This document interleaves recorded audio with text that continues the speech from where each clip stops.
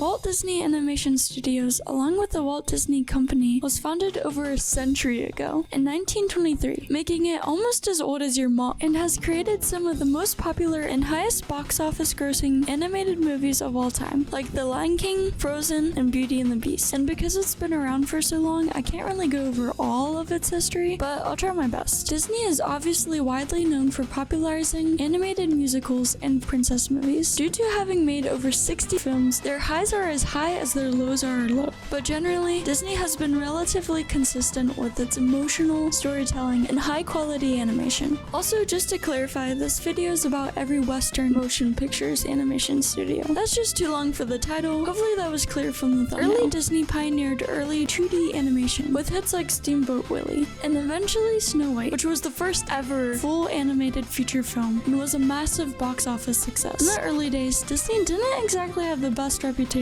for treating its employees well, and Disney workers even went on strike in 1941. But nowadays, from what I understand, the workplace environment at Disney Animations is reportedly a lot better, which may have something to do with the fact that the workplace is unionized. If you want to watch some Disney movies, some great ones are Encanto, Moana, and Tangled, which is one of my personal favorite animated movies of all time. And if you've already seen those, Atlantis, The Emperor's New Groove, and Meet the Robinsons are also supposedly pretty good. DreamWorks Animation Studios was founded in 1994. DreamWorks is probably best known for the massive difference in their quality output, creating Shark Tale and Boss Baby one second, and then masterpieces like Megamind, the good one, and The Last Wish, the next. DreamWorks also probably takes the crown for highest number of widely recognizable works and cultural icons under their belt, like Shrek, the B-Movie, Kung Fu Panda, Shark Tale, Madagascar, and a lot more. Not all of these are exactly good, but you can't deny their popularity and cultural impact in the West. And DreamWorks has shown in recent years that they're still capable of creating masterpieces when they drop The Last Wish, which you literally need to watch if you haven't already. DreamWorks is also known for how greatly they treat their trilogies by actually logically expanding the world and developing their characters and sequels to their popular works. Kung Fu Panda -4, Shrek minus the one that doesn't exist because we don't talk about Shrek 3, and How to Train Your Dragon are all good examples of this. Although Shrek 5 might be a dumpster fire, so who knows. Also, The Wild Robot had beautiful animation. If you want to watch some DreamWorks, I recommend binging any of their big 3 trilogies, and also Megamind is really good, but do not watch the sequel. Sony Pictures Animation Studio was founded in 2002 and is best known for the Spider-Verse trilogy, Cloudy with a Chance of Meatballs, and the Emoji Movie. Sony is most known for being not good most of the time and then occasionally pumping out bangers. They're also known for their spaghetti-like character animation, popularized in movies like Cloudy with a Chance of Meatballs and Hotel Transylvania. But recently, you probably know them for the so-called Spider-Verse style. It's basically just adding 2D animation to 3D animation and playing with frame rates for a more cartoonish look, and I personally think it looks amazing. If you want to see more films with a style of animation other than the Spider-Verse, I recommend The Mitchells vs. the Machine, The Last Wish, and Flow. Blue Sky Studios was founded in 1987 and is basically known for 2 things: Ice Age and making way too many Ice Age films. You might also recognize Rio, but they mostly just make Ice Age. They also made the Peanuts movie, which was the actual first Western animated movie to try adding 2D animation to 3D animation to make it look more cartoony, like 3 years before the first Spider-Verse film, although Spider-Verse definitely did it better. Overall, they don't have that many great movies. In fact, the only good one is pretty much just the first Ice Age, so just watch that and then never watch Blue Sky again. Illumination Entertainment Studios was founded in 2007 and is also known for basically 2 things: Minions and being complete garbage. They have one good movie, and it was their first movie, Despicable Me. I think Shrey Phyllis's theory summed it up best. Basically, after they made Despicable Me, they eventually realized that they don't have to try to make a good story or innovate at all with their animation for their movies to do well. So they stopped trying, and the garbage content factory known as Illumination Studios was born. The Despicable Me franchise alone has grossed over $4 billion globally. Okay, I actually forgot about the Super Mario Bros. Movie, which I've watched a couple times. I wasn't tearing up at the emotional storytelling like you might with the Pixar film, but it was good. So if you want to watch some of their movies, just watch the first Despicable Me and then Super Mario Bros. If you're a fan of the games. Laika Studios was founded in 2005 and is definitely best known for its signature stop animation in Coraline. They only have a few films, and I've only seen Coraline, but based off of what I've seen online, the studio is known for its quality quality over quantity approach, and its consistent lineup of great films. If you haven't already and you like spooky films, definitely check out Coraline, and if you want more like Coraline, any of their works are supposedly a great watch. Warner Bros. Animation Studios was founded in 1980, which is obviously owned by the parent company Warner Bros., but this is the Animation Studios, not the studio that made Justice League and Harry Potter. You probably know them best for the Iron Giant. The Iron Giant was actually kind of a flop when it first released in theaters, but then slowly became a classic over time. The Lego movie was widely praised for making regular 3D animation look like it was in stop motion by not bending the Lego characters in any way you couldn't in real life, messing with the frame rates, and some other cool techniques to make it feel more realistic. Space Jam popularized live-action worlds with 2D characters, which is definitely a thing that exists. The actual story quality of Warner Bros. Animation varies pretty widely, from films that are considered masterpieces like The Iron Giant to Tom and Jerry, Willy Wonka and the Chocolate Factory, which is as cursed as it sounds. Pixar Studios was founded in 1986, and you probably know this, but its founders included Steve Jobs of Apple and George Lucas of Lucasfilms. Pixar as a studio is probably the most widely recognizable on the list, mostly due to its sheer consistency of amazing works over the years. Not absolutely everything Pixar makes is a masterpiece, but when Pixar puts their heart into a film, it shows, like The Incredibles, Coco, or WALL-E, just to name a few, within their massive catalog of amazing films. If you're looking for a studio to just binge watch all the movies of, this is probably the only studio I'd recommend doing that with. Disney's catalog is really just too big and varied in style, and most of the rest are too varied in quality. But Pixar is built different. They've won 18 Academy Awards to date, and grossed over $3 billion